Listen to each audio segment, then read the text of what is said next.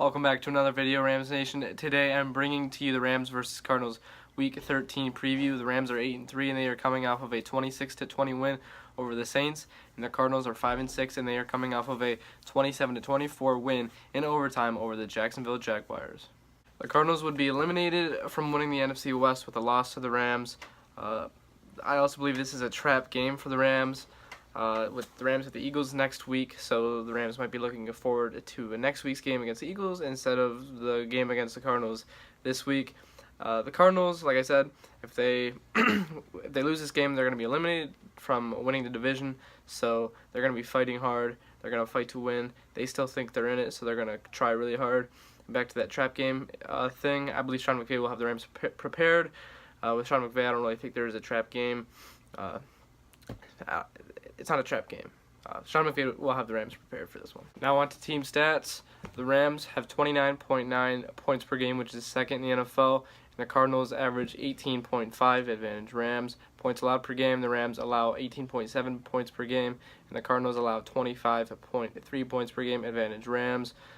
The Rams have 261.5 pass yards per game, and that is attributed to Jared Goff's amazing year that he's having. That's sixth in the NFL. And the Cardinals average 256.8 yards per game. They've had three different quarterbacks, so that number is not really a true figure for them. Rush yards per game, the Rams average 117.5 yards per game, and the Cardinals average 72.8 yards per game, and that is 32nd in the NFL, which means it's the worst. And yards per game, the Rams average 379, which is fourth in the NFL, and the Cardinals average 329.6 yards per game. The Cardinals are 2-2 since the Rams' last meeting.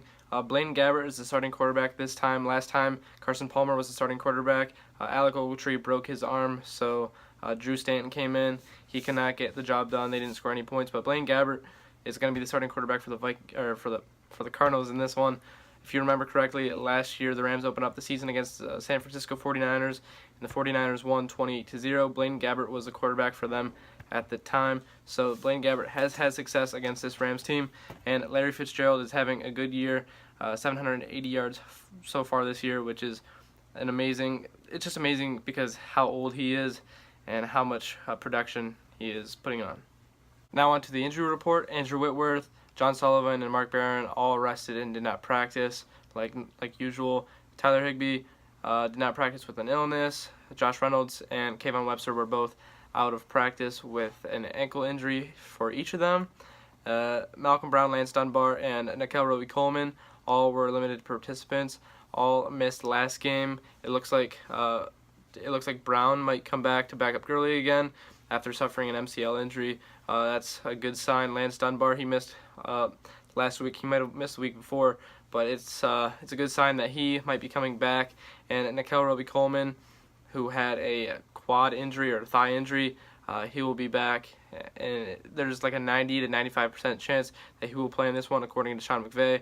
And of course, Connor Barwin, who broke his arm against he had a fracture in his arm against the Saints, and Robert Woods, who suffered a shoulder injury, will not play in this one. And for the Cardinals, John Brown, Deion Buchanan, Rudy Ford, Britton Golden, Josh Morrow, Corey Peters, Adrian Peterson, all did not practice. I expect a lot of those guys to play. I haven't really, I just looked at the injury report for them. I don't really know the news for them, but it seems like a lot of those guys will play. Robert Kimdichie, Kerwin Williams, and Troy Nicholas were all limited participants, and Drew Stanton was a full participant, and Larry Fitzgerald and Ricky Seals-Jones were both, they both did not practice due to non-injury reasons. Now for some predictions that I have made for this week, I think Sammy Watkins is going to have another strong outing. He had 5 receptions for 82 yards and a touchdown last week. I think he does about the same this week. I just wrote down a few stats that I thought maybe 5 receptions, 96 yards and a touchdown. Call it good there. It's a solid day for Sammy Watkins. That would be his second best performance of the year. If you remember, against the 49ers on Thursday Night Football, he had, I believe, 5 or 6 catches for 112 yards or 106 yards and 2 touchdowns. So I think he's going to do pretty good. I think Jared Goff is going to have another solid performance. He might put up another 300 game on these guys. No touchdowns last week for Todd Gurley, but I believe he finds the end zone twice this week. The last time the Rams played the Cardinals was Week 7, and that was in London. It counted as a home game for the Rams. The Rams won 33-0. There's nothing to say about that. The Rams won total domination. Alec Ogletree broke Carson Palmer's arm. The Rams won in dominant fashion in that one. Now for my score prediction for this one, I don't think it's going to be a shutout like last time. There's a different quarterback for the Cardinals this time. It's a trap game, like I said. It could be, it might not be. With Sean McVay, it might not be, probably. But there's the idea of it being a trap game, so it could be a trap game. It's in Arizona. It's not in London. It's not in Los Angeles, so that increases the Cardinals' chances of winning in that one.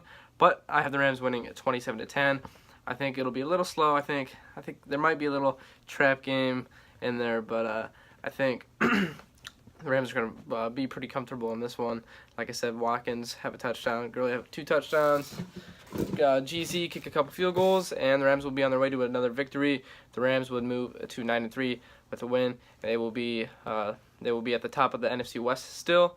And like I said, that would eliminate the Cardinals from winning the NFC West. Also, the Seahawks play the Eagles, so that game is going to be up in the air as well. So if the Seahawks lose to the Eagles, the Rams would have a 2-game lead atop the NFC West. But I think you should be cheering for the Seahawks in this one, just because if the Eagles lose to the Seahawks and we beat the Eagles, we would have the same record as the Eagles, and we would have a tiebreaker, and we would have a first-round bye, and we would have a guaranteed home game in the playoffs. So that would be awesome. And that's it for my video, Rams Nation. Thanks for watching. Please subscribe, like, leave a comment. Thank you very much. Horns up, and go Rams.